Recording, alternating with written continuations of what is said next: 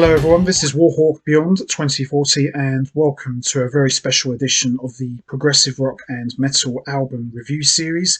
And today I am going to be taking a look at the very long and very impressive catalogue from one of the most legendary and iconic supergroups of all time, comprised of some of the biggest names from the progressive rock genre. And when you hear them, you know straight away who it is because they have a very unique and recognisable sound. And the band that I am talking about needs no introduction whatsoever. I am talking about, of course, the one and only Asia. So this is the first of 4 parts to commemorate the 40th anniversary of the band.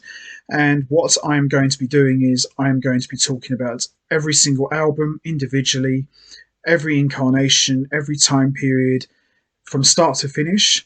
And for part 1 of this special edition, I am going to be talking about 1981 to 1990. So Asia was formed in 1981, comprised of guitarist Steve Howe from Yes, keyboardist Geoff Downes from Yes and The Buggles, drummer Carl Palmer from Atomic Rooster, The Crazy World of Arthur Brown, and of course the legendary and mighty ELP, aka Emerson, Lake and Palmer, and bassist / vocalist John Wetton from King Crimson, UK, Roxy Music, Uriah Heep, Family, to name a few. So these guys together, comprised of Asia, is referred to by many, and myself included, as the definitive and classic lineup of the band, and rightly so. It was just pure magic from day one. So what I am going to do for the first edition of this 4 parts review is, on this album is Gold, which compiles all 4 studio albums and 1 EP, and I'm going to be talking about each album individually, and I'll be choosing which one I think is the best one from this period of the band's catalogue. Not an easy task. All of the albums are great. Some of them are a little bit better than others, but I think you'll find there's something in Asia's music that you can respect and appreciate. And they weren't really what you would call your typical progressive rock supergroup. They combined pop aspects with AOR, and unlike their predecessors who are all about doing the epic length songs like 20 minutes numbers, the songs on Asia are relatively short, clocking in at under 3 minutes, maybe 4. I think the longest song they've ever recorded at this point was like maybe nearly 6 minutes long. So it wasn't really like the other supergroups or the other progressive rock bands of the past. Sometimes short can be good, so short and sweet. So we're going to start by talking about the first Asia album, which is the self-titled debut recording. And what more can you say? It's a classic. Everybody's on fire, everybody sounds great, production, everything. It's just a great sounding album. Lots of great guitar playing from Steve Howe, who's got a massive presence on this album. Geoff Downes with lots of great keyboard playing, great drumming as always from Carl Palmer, and John Wetton, in my opinion, has never sounded better vocally or musically than he does here. He just sounds absolutely amazing on vocals, and great bass work from him as well. So something in there for everybody. It's just unbelievable. So on the first album, which came out in 1982, features Heat of the Moment, which is a great opener. Only Time Will Tell, another great track. Soul Survivor, another great track as well. One Step Closer, another good one as well.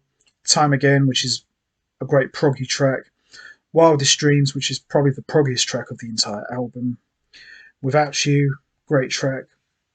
Cutting It's Fine, another great track, and Here Comes the Feeling, which is a great epic closer. So you can't really go wrong, really. Every song on here is just boom, boom, boom, boom, boom. So it's all good. It's really, really good. So the standout tracks for me are Heat of the Moment, Time Again, Wildest Dreams, Cutting It's Fine, and Here Comes the Feeling. It's just an epic, brilliant album, and you know, what a way to make a debut. You just come in, boom, kick the door down, and just show everybody how it's done. Just love it. So we come to the next album, which came out in 1983, and this is Alpha. A lot of people said that it wasn't as good as the first one. They couldn't follow it up, but I tend to disagree with that. I think Alpha is equally as good as the first one. Obviously, the first album is an all-time classic, but I think Alpha is up there. I think Alpha was a very good album. Big change in the sound. The first album had a lot of Steve Howe guitar playing. On Alpha, Geoff Downes' keyboard is more in the front, and Steve Howe's guitar playing is kind of like pushed aside in the background. But he's still a lot of him. But I think the first album there was a lot more guitar playing of Steve Howe. But on this one, a lot more of Geoff Downes. But still doesn't hurt the fact that Alpha is a great album. So we got Don't Cry, great opener.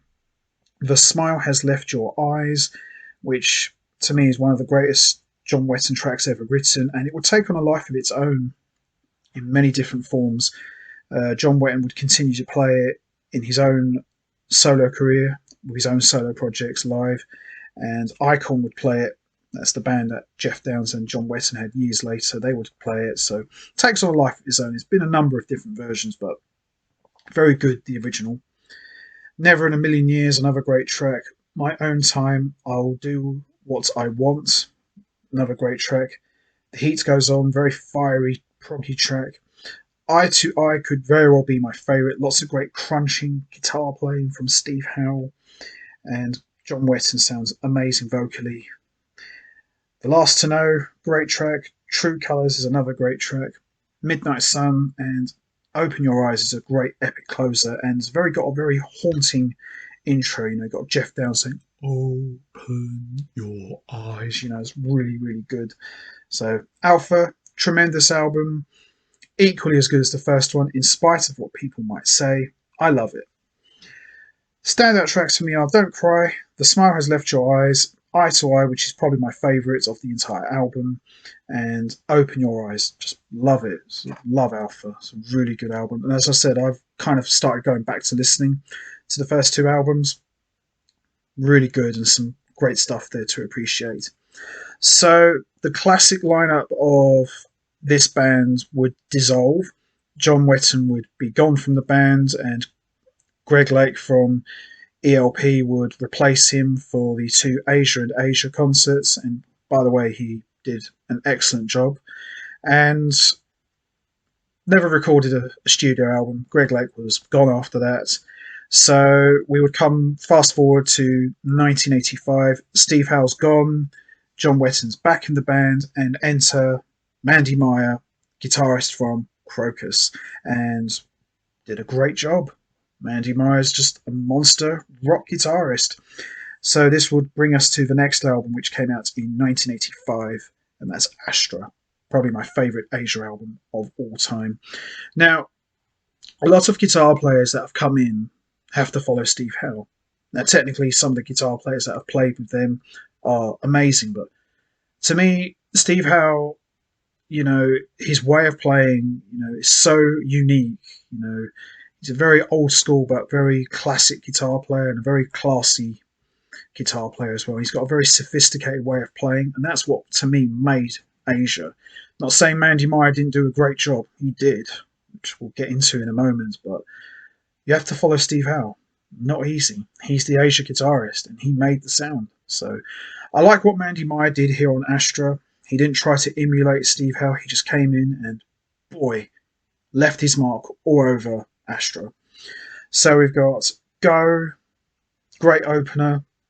Voice of America, another great track. Hard on Me, another great track. Wishing, which is kind of similar to The Police, the opening. You know, that was really good. Rock and Roll Dream, great favourite track of mine. Very patriotic. Rock and roll dream, not what it seems. Yeah, it's very stadium sort of feel to it. And Countdown to Zero. Now, lots of people probably know this, but that opening intro of Countdown to Zero would end up being the intro for the Dolby Surround THX surround sound intro that you'd hear in the cinemas all around the world. So every time that little intro gets played, plink, they get money for that. So it's pretty cool to know that, you know, that little intro was made by Asia, and Asia are part of cinematic history, so I think that's pretty cool. So we got Love Now to Eternity, another great, beautiful track. Too Late, which is written and composed by Cole Palmer.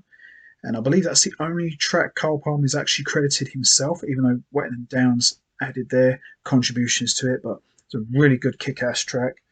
Suspicion, another great track. And After the War, great closer. Astra got panned by the critics, but do we really listen to what critics say?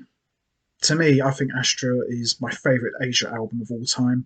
Mandy Moore is just all over this album. He's got such a strong, dominating hard rock presence, and he really rocked up Asia in a big way. And to me, I think Mandy Moore did an excellent job. He's the standout musician for Astra, and John Wetton, he just sounds excellent as always. Great keyboard playing from Geoff Downes as always, and Cole Palmer, he just sounds amazing on drums. So can't go wrong either way. So the next one would be an EP that came out in 1986, and this is called Aurora, and it's just got 3 tracks, although I think there's one track that was from, I think, Astra. You've got Ride Easy, Daylight, Lying to Yourself, and Too Late, which, as I mentioned, from Astra. I think the standout tracks for me are Daylight and Lying to Yourself. I think they're leftovers from Alpha. Love it. I mean, I like Ride Easy, but I think Daylight and Lying to Yourself is great because Steve Howe just sounds amazing. He's like, he just sounds absolutely incredible on the guitar. So, Aurora, little EP, very hard to find, but I think buying a compilation album like this that compiles all those albums, I think that's the only way you're going to get them, really, because they're really good tracks. They really are. So the next album, which came out in 1990, is Then and Now, which is kind of like half best of and half new. So it's kind of got a bit of old and there's a bit of new. So you got all the tracks from the first 2 albums with Steve Howe, and then you got 4 new tracks with different guitar players like Steve Lukather, Scott Gorham, Pat Frau, and Mandy Meyer makes an appearance as well. So you've got Am I in Love, Summer Can't Last Too Long, Praying for a Miracle, and Days Like These, which is written by Steve Jones and David Cassidy, which is, from my understanding, one of the biggest tracks Asia have ever had. Go figure. That was a good track. But I think the standout tracks for me are Praying for a Miracle, which is absolutely epic, and Summer Can't Last Too Long, really good track as well. But yeah, as I said, there's 4 new tracks, so I'm still counting Then and Now as an Asia album, but kind of look at it as more like a best of compilation recording. So Pat Frau would be the guitarist for the 1990 tour. They did the big legendary show in Moscow. They recorded a live album called Live in Moscow. And that lineup with Wetton, Downes and Palmer would pretty much be dissolved. Carl Palmer would rejoin ELP, make a couple of albums with him, but he would still go back with Asia on and off for a number of years. And Geoff Downes was left as the sole surviving member of the band, which that's all going to be covered in part 2. And John Wetton, he would just go on to collaborate with like people like Steve Hackett, and he would also go on to have a solo career, which a very good solo career, by the way. Check out the previous edition of this series where I talk about John Wetton's solo catalogue. There's some really good stuff there. So yeah, there you have it. That covers 1981 to 1990 of Asia's history. And in terms of which is the best album for me of this period of the catalogue, I love the self-titled debut album, very special. Alpha deserves more love than it gets. Astra, it's my favourite Asia album of all time. And as I said, Then and Now is just more of a best of, and Aurora is more of a EP. But for me, Astra is my favourite Asia album of all time from this catalogue, and probably overall. It's just an amazing kick-ass album.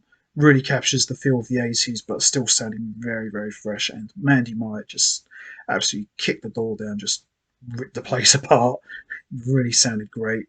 And John Wetton, He sounded tremendous as always, as did Geoff Downes and Carl Palmer.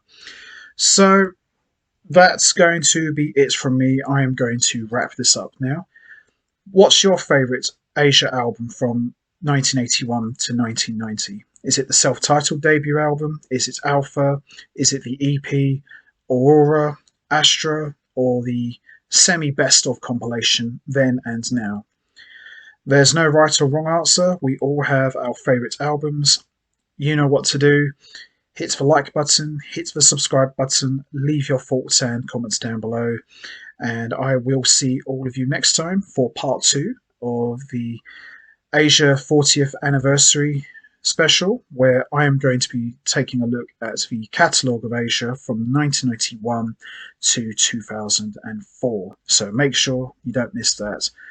So until next time, take care everybody and stay safe. And once again, as always, thanks for listening.